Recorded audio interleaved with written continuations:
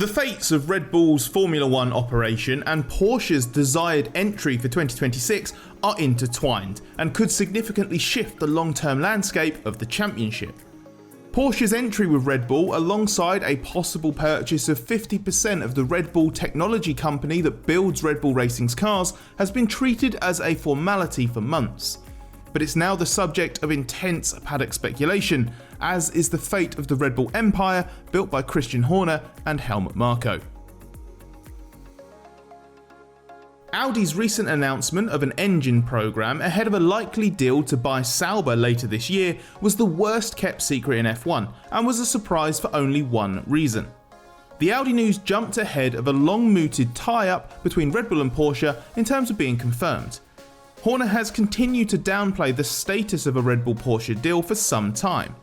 While this was initially dismissed as no more than careful corporate PR speak, it seemed to shift before the summer break. When there was a leaked document in Morocco that confirmed Porsche's intentions with Red Bull prior to the Hungarian Grand Prix weekend, for example, you had to read between the lines of the comments that followed from Horner. It was clear from what he said that the future of the organisation was the priority and Porsche was considered an added luxury. He sounded very much like someone trying to protect what he has built under the Red Bull name, not just Red Bull Racing, but the technology division and now the powertrains company that has been set up at great expense to build the first in-house Red Bull F1 engine for 2026. We've now had it suggested to us more than once in the F1 paddock that Horner, Marko and technical chief Adrian Newey might not just be ambivalent towards a Red Bull Porsche deal, but in fact are against it. Horner still refers to there being constructive discussions with Porsche and has suggested there is no real divide when it comes to internal conversations at Red Bull about what to do because it fundamentally won't change anything. His argument is that the company setup is such that Red Bull Racing and Red Bull Powertrains will control their own destiny regardless of whether it's a solo project or one with a partner. But while that's true on the surface, it's obvious that those various directions would play out very differently in terms of details.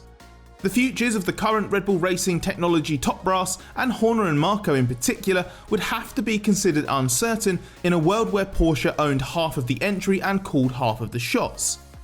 Having done things their own way for so long, would equal billing appeal to those involved? Especially as Red Bull would be turned from an organisation with the might of a manufacturer and the flexibility of an independent to one that was constantly at the mercy of a board in Germany.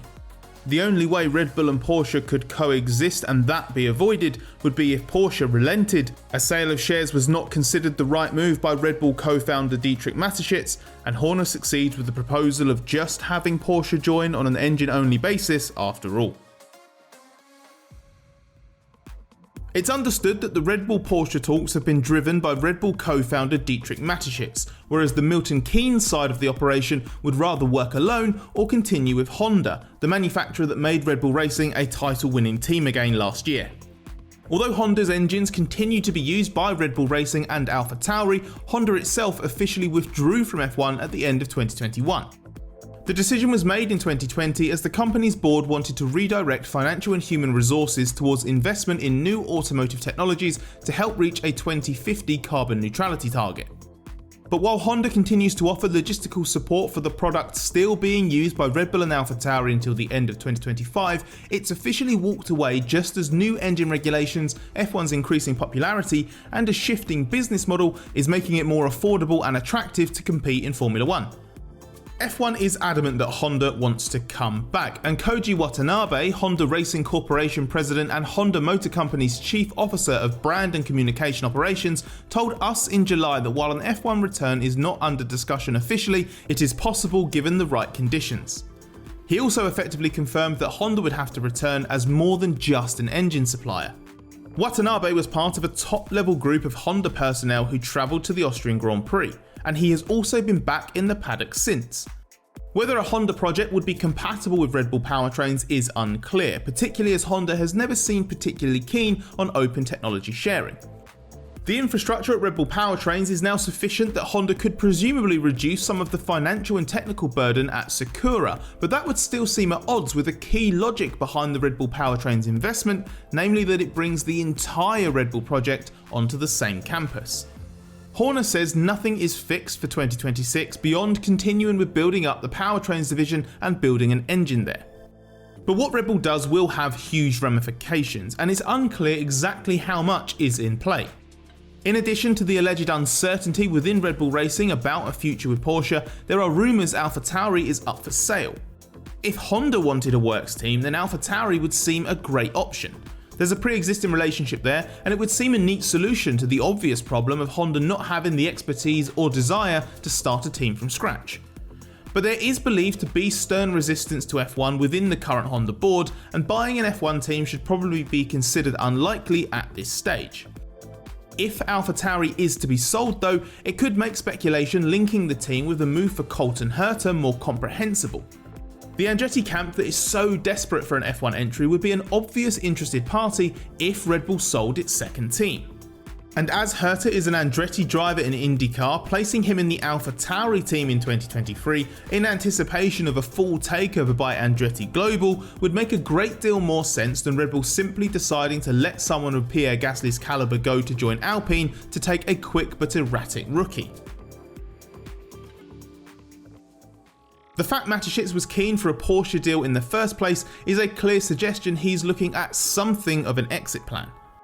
Mateschitz is the only reason Red Bull has built such a massive F1 presence, but at 78 years old, he's not going to continue forever.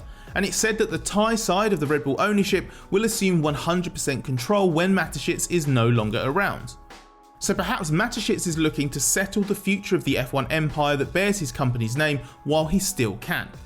But future-proofing Red Bull could have massive and far-reaching consequences throughout F1. If the eventual decision is to bail out of the deal we've all been waiting for, then first and foremost it's a problem for Porsche. Porsche's intentions have been based around tagging on to an existing facility and making whatever financial and technological contributions it can thereafter. While a team like Williams would likely be very interested in picking up Porsche as a partner, there would be the small matter of what Porsche does for an engine. Last week Audi confirmed what we already knew. Porsche will not be building its own engine in Germany. There isn't a facility there capable of doing that, even if Porsche were open to the same commitment as Audi is making. It means the much fated Porsche entry could well become ill-fated. Especially as while time is on Red Bull's side, it's not really on Porsche's. There's a mid-October deadline for power unit manufacturers to sign up if they want to have the right to vote on regulatory matters for 2026. Miss that and Porsche would only be able to enter F1 with either one hand tied behind its back or as nothing more than a sticker on someone else's product. Perhaps the solution would be for Porsche to get into bed with its sister brand Audi instead, and that engine is then supplied to both Volkswagen Group entries. But Audi said only last week that a key reason for wanting separate projects is that the same engine in two different cars was an undesirable compromise. A Porsche badged Audi engine in the back of a lesser team would be far less glamorous than the equal stakes pucker Porsche Red Bull coalition that has been the target. The question is whether that would be considered a better outcome than not entering F1 at all. Only a massive variable seemed capable of scuppering Porsche's F1 interest this time. If it came from within the organisation that Red Bull thought it was on the brink of a deal with, that would be an irony far from appreciated within the company, nor the upper echelons of F1 who have worked so hard for this to happen. Losing the Red Bull deal would be more than just a complication for Porsche, it could leave its F1 return dead in the water.